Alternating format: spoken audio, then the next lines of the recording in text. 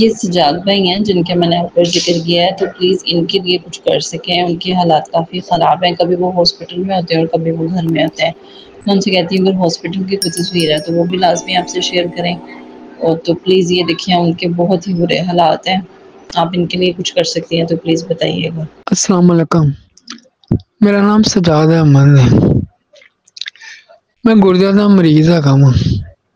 8 दिन 'ਚ 3 दफ़ा गुर्दे वाश होंदे ने। मेरा कमाने वाला कोई भी नहीं है, मेरा बच्चा भी नहीं है कोई।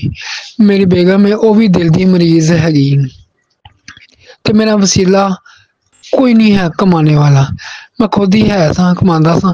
जेह्ड़ा मैं हुण 5 महीने तो जेह्ड़े मेरे गुर्दे वाश हो रहे ने ते 5 महीने तो बाद उस तो बाद मैं घर ही हैगा वां।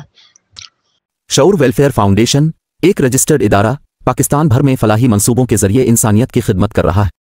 सदकात, ज़कात और अतियात के लिए डिस्क्रिप्शन में फॉर्म का लिंक मौजूद है। अतिया करें और खैर बांटें।